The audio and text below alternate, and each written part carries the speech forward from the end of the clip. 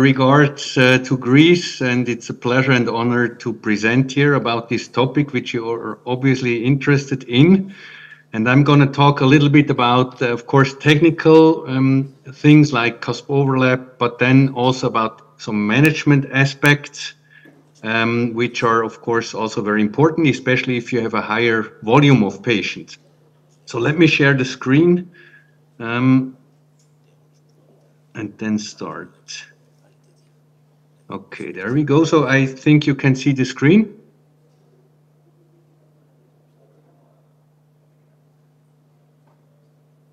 Okay. So again, optimized TAVI safety and efficiency with better economics. So we're also going to talk a little bit about the money. And my name is Stefan Toggweiler. I'm an interventional cardiologist. I'm the head of cardiology in Lucerne, Switzerland. So I start with a case here. We have an 80-year-old man with severe aortic stenosis undergoing TAVI. You can see quite large anatomy, relatively horizontal root here, perimeter 86. So the plan was to use a sentinel device, which is our routine, predilate with a 26 balloon, true dilatation, and then a high implantation of a 34 millimeter evolute in cusp overlap technique. So why high? Because it's relatively horizontal. If you start too low at the non-coronary cusp side, you end up quite low at the left coronary cusp side. So it's important to start high. And we also do a quite aggressive predilatation. You could also consider a 24 millimeter balloon here, but here we took a 26 millimeter balloon. And you can see the initial position is like 1 or 2 millimeters below the annulus. This was an Evolute Pro Plus, not an FX. And then we do rapid pacing for the final release, and we end up with a very good position also on the left coronary cusp side because we were so high on the right or on the non-coronary cusp side. And this, of course, was done in cusp overlap, as you can see here. Both catheters, like the one in the descending and the one in the ascending, are overlapping. So we are an RAO projection, and this is the cusp overlap view. So once we switched from 3 cusp to cusp overlap, we really saw a marked improvement of our outcomes with Evolute. And I show you here some numbers from our database. So you can see 134 cases with the 3 cusp view, and then 211 cases with the cusp overlap. And you can see the implantation depth, it decreased. So we implant a little bit higher now with the Evolute Pro Plus. With the Evolute FX, however, we went down to a little bit lower implantation again, but also we are a bit more consistent now. And our pacer rate really went down dramatically. So we are now at less than 10% new permanent pacemakers in all comers. That includes patients with pre-existing pacemaker as well. And then PVL has always been quite good. Of course, with the Pro Plus and with the ceiling skirt and with the FX, it's even better. But you can see that we have 2/3 of the patients that have none or trace PVL, and then 1/3 with mild, and the moderates are really rare. And you can also see the duration of hospitalization. Now with this more consistent implantation technique, we get less left bundle branch blocks, we get less pacemaker, and that also affects our duration of hospitalization, but there is more. And I show you what more is to come, because we made a number of steps to improve our program, make it as lean and efficient as possible while not compromising safety.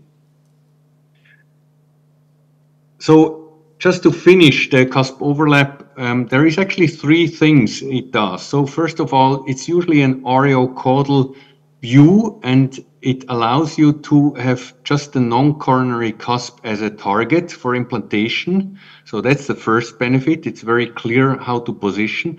The second benefit is that if you go RAO, you know it from your LV angiogram, you open up the long axis of the heart. So there is less foreshortening in the LVOT if you go RAO-caudal. So you see it more from the side and it's not coming towards you. So you can judge the implantation depth even better. And then the third thing, which is very interesting, that very often the coplanar view. So that's the view where you see both the annulus and the valve in a coplanar view, like I show here with my. So we have two planes now, but you can see them both planar, whereas here you see only one. It happens that this is very often the cusp overlap view. So in the cusp overlap view, you often see the valve and the annulus in a perpendicular view. So these are the three advantages. So if you don't use cusp overlap, I really encourage you to use it. Aim for with FX. I don't know if you already have FX, but FX you should go for 2-3 millimeter depth, and if you have a Pro Plus, you can even go a little bit higher. But it will give you more consistent implants. So now I want to focus now more on the management part, and of course that is more independent of the valve that you're actually using. Just as an introduction, 5 years ago we started doing the lean TAVI, and we had a strong clinical need 5 years ago. That was even before COVID, by the way. We had a scarcity in anesthesia care and ICU capacity. And so we were forced to come up with a solution how to continue the TAVI program without anesthesia and without the ICU. And what we came up is what I call the lean TAVI program in the hospital. So lean management, you probably know the principles of lean management. So the basic principle is if you have a process, and of course an elective TAVI is a process. There is a number of action in a certain way and in a certain timing. So this is a process. You have to, if you're following lean management, you go through the process and you want to get rid of everything that does not benefit the product in the industry, or here it's the patient. So everything that does not directly benefit the patient should be eliminated, and this is the basic principle of the lean management. And then, of course, what is waste in the hospital? I give you some examples here. So typical waste is if the patient is, for example, in the room and nothing is happening, employees are waiting in front of the elevator or something else. Then the patient transport routes is a classical waste. Then people walking around in the hospital, too many emails with too many CCs is also waste, because you use a lot of time of your employees.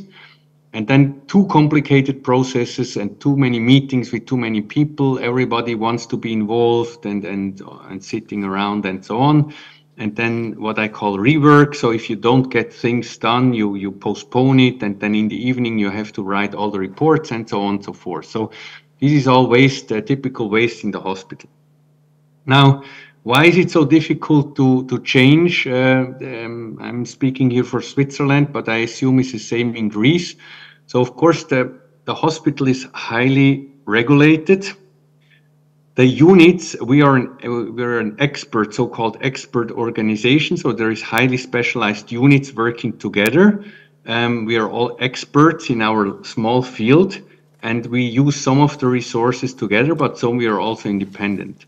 And then we have this strong culture of individuality. We are all, head of something, experts. We are used to work alone. We know what's best for the patient and so on. So this is a problem. You have to unify what you do. And then one of the biggest problems is the historical barriers. Because if you have a system that sort of works, it's very hard to change it. It's actually much easier, as in my situation, where we had a strong clinical need because of the scarcity of in anesthesia and in ICU. But if everything works well, it's actually much more difficult to achieve a change. And then we have very complex stakeholder engagement. If you think about the TAVI program, I could easily give you 10 stakeholders that are involved in that program, like interventional cardiologists, clinical cardiologists, nurses, the ward, then anesthesia, ICU, patient admission, research nurse, the referring physician, and so on and so forth. So there is a lot of stakeholders, very complex engagement, and everybody is a bit afraid of being less important. That's always the problem when you change something. And then the principles of lean management may help to address some of the challenges. So what we were facing again is in October 2019, so almost 5 years ago now, we had a reduction in ICU capacity for different reasons, and there was even a crisis management team. And then we also were facing a reduction in anesthesia. That was just before COVID, so it didn't have anything to do with COVID. So we had only 1 day left for valve procedures, and then there was COVID, which hit Switzerland in March 2020. So we have to come up with a solution, and over the next 1-2 years, we established the Lean TAVI program. And I show you what it is. So we start with a very streamlined screening process with fast decisions. By law, we have to discuss all patients with the surgeons, but we often do that when the patient is here for the coronary angiography or for the echocardiography. So we don't do this formal heart team discussion anymore. We have the guidelines, the European guidelines, which we adhere to. And they say if the patient is 75 and you can do transfemoral, then TAVI is a class 1A indication, and this is pretty much what we do. Of course, the borderline patients we still discuss in the team. And then, let me just click here. Yeah, so the goal is to, of course, minimize patient waiting time, the duration of hospitalization. Our median duration is now 2 days in all patients.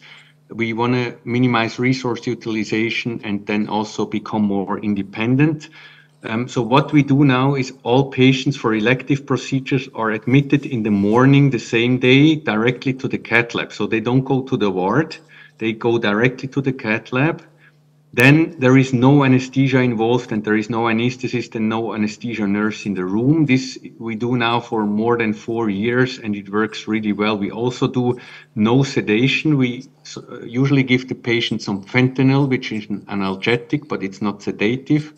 And what we actually see, and when we have guests from other countries, this is really something they take with them home, is that the patient is more stable if there is no sedation than with sedation. Because very often these patients fall asleep and then they wake up and they don't know where they are. So the patient is actually more still and more stable if you have absolutely no sedation, and you can always talk to the patient, and if there is something like a TIA or a stroke, you immediately know and notice. So no sedation. We do everything TF. Well, not everything, of course, that would be a lie, but we do more than 99%. So we, in the last 600 cases, we had 2 patients where we did not go transfemoral. Going transfemoral helps you to maintain your routine. So you have your usual patient pathway, you remain independent. And if you have like covered stent, we have shockwave, we have peripheral balloons, we have also uncovered stents. We have some good sheaths, for example, the iSleeve from Boston. You can also use it for tough evolute cases. 23, 26, 29 works very well. If you have some skills, you can do pretty much everything transfemoral. And then we have, this is also very important, you need a high grade of standardization and one team responsible for TAVI, and at the end of the day, one person has to lead the program, because I still see a lot of hospitals where everybody does it different. Like, I first do that, I do this, I do it that way, I like it more this way. No, this is not good for the nursing staff, also not for the patient. You want to have one standardized program, and then the quality will improve.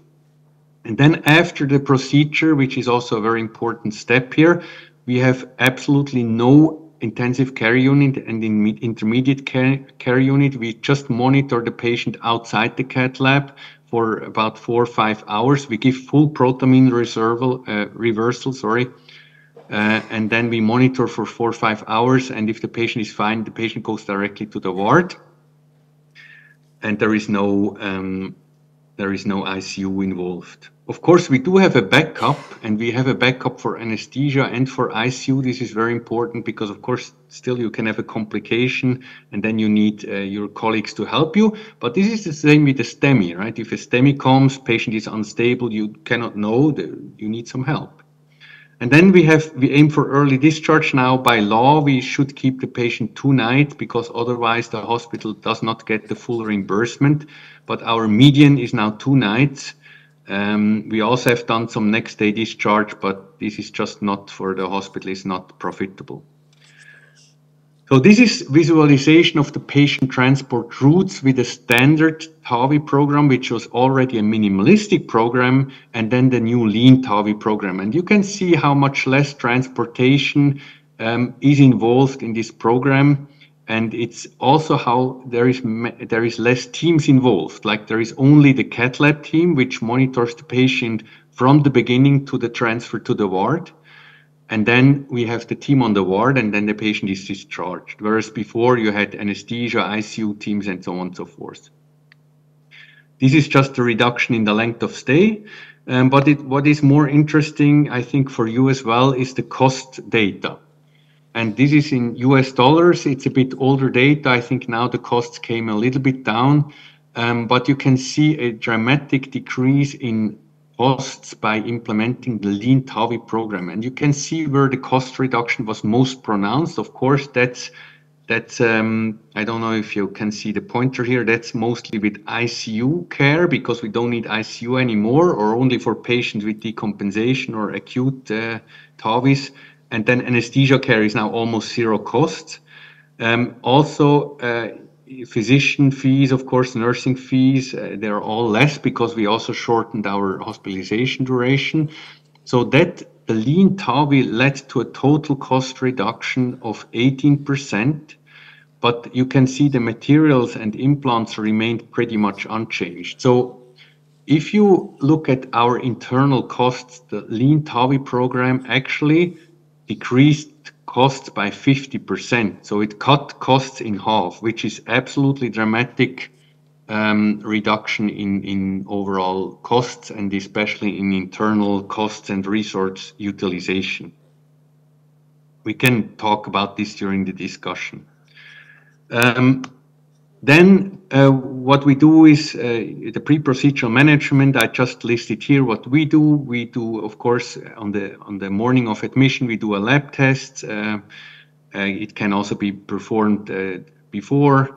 And then we have as a preparation, we of course all have a TAVI CT and then coronary angiography, not in all patients. I think it depends on your local practice, but usually if you want to discuss in the heart team, you should have the coronary anatomy.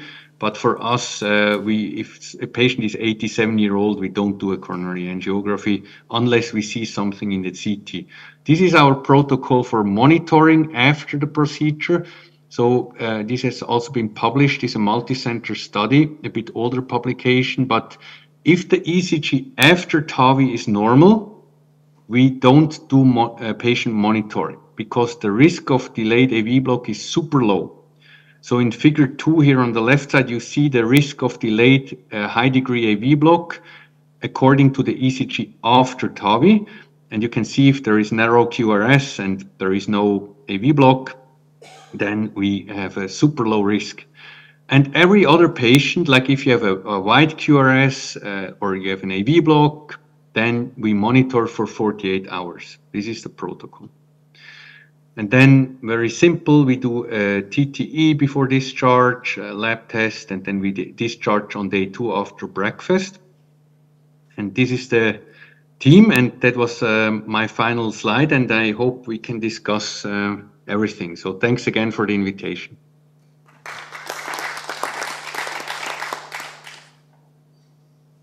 So thank you, Dr. Toggweiler. It was an amazing talk, and everyone who is doing TAVI is being debate about this issue, and we just finished a talk with Eric Finkelstein. So he's our teacher, but still we are diverse a little bit in our approach. So he's still doing crossover, and he says that you don't lose anything by placing a wire in the quadrilateral vessel.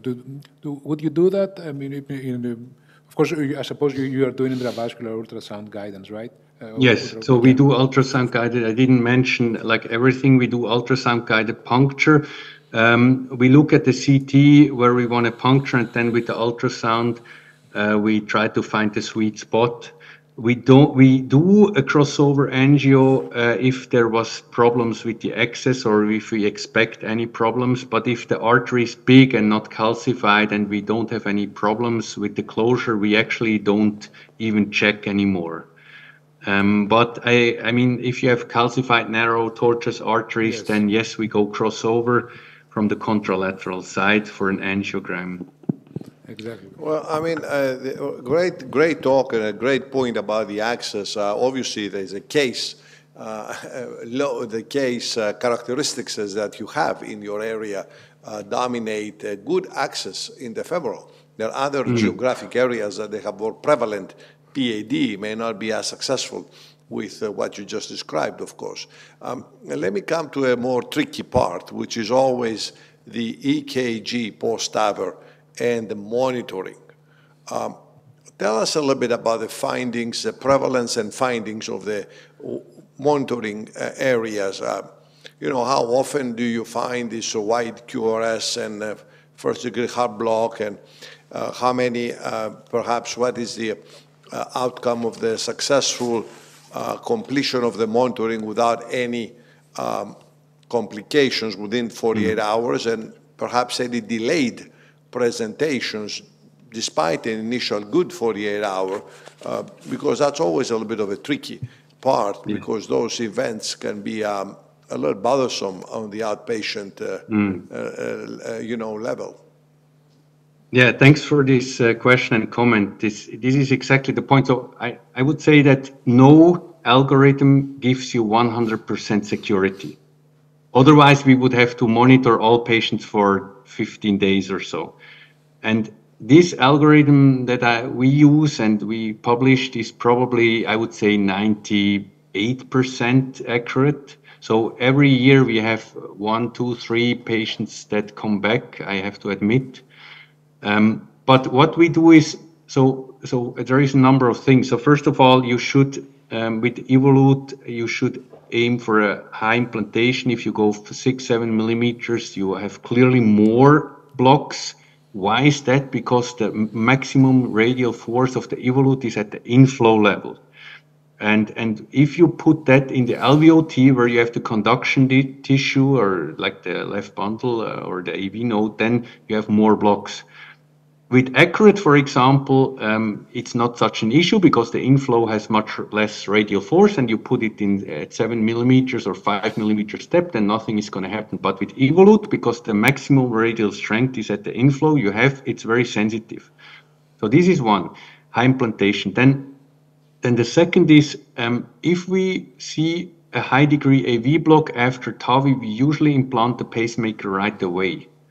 Because it shows, although it may resolve, it shows that the patient has a very vulnerable conduction system. And although it resolves, we also had patients where it came back, and the patient, after 10 days, there was still a high degree block. So we're quite liberal. If we have a high degree block, we put the pacemaker usually the same day. And then the third thing is the monitoring. We really follow this algorithm with if the ECG is normal, and that's about 50% in our population after TAVI have a normal ECG, and they go to the ward without telemetry if the groin is good and so on. And if the ECG has a left bundle or a right bundle pre-existing or an AV block, then we monitor for 48 hours. And we do a 12-lead ECG every day. And if the QRS widens or the PR increases, then we still continue monitoring. But if after 48 hours the ECG is the same or even better, then we discharge the patient. But I have to say this is also not 100%. So we still see some patients coming back at day 5 or 6 or 7 with a syncope. But I think it's a compromise between keeping all patients very long and maximum safety. So it's like, I think it's still a good algorithm and compromise. And the last thing I want to point out, and this is also very, very important, all the beta blockers should be paused after TAVI. and also, of course, digoxin if you still have patients who take that, and amiodarone and verapamil. So those 4 drugs, the negative thrombotrophic drugs, they can affect AV conduction, and we usually pause them and only restart after 15 or 30 days, so after 2 weeks. And so if you do that, you can actually lower your pacemaker rate quite a bit. So this is our experience. This is a quite important aspect. Yeah. So this is a bit different from what we do. We just most of the times we just re-prescribe the beta blockers on day 2 if we don't have any contraindication. So yeah, so this is a very important topic. Yes, yeah. I think it's a fair comment. I mean, if you don't have any conduction disorders, it's probably okay. And there is the exception, of course, is patient with rapid AFib, because they show, like, if you have rapid conduction in the rapid AFib, then you have good AV conduction. You can give a beta blocker. Yeah, definitely. This is another good point. So good. So any other comments from the audience? Arik, you. Stefan, thank you for a wonderful talk, as usual. I just had a comment to what Ioannis said. What I mentioned is that as we are moving step by step with the indication creep towards younger and younger and healthier patients, we are not anymore in those days that we finished the procedure of an 85-year-old lady and we're all plowing just because she is alive. We do not compromise of less than perfect results and zero mortality. And that's why I said that even though I was really one of the leaders of the minimalistic approach, I'm going now back a little bit because I don't want to take on a 70-year-old guy a single chance of vascular complications and of anything less than 100% success. And that's why I'm still doing a safety wire that can be from the radial, not from the contralateral. But it takes me another 3 minutes to make sure that one of 100 patients that it did not close as I expected, I have a way of rescue. That's what I emphasize. That's all. But otherwise, we totally agree. Well, this is a great point to conclude the session, and thank Professor Toggweiler for joining us remotely. That was a terrific and very clear presentation that sparkled a lot of discussion. Thank you so much. Thank you so much. Thank you for the invitation. I wish you all the best.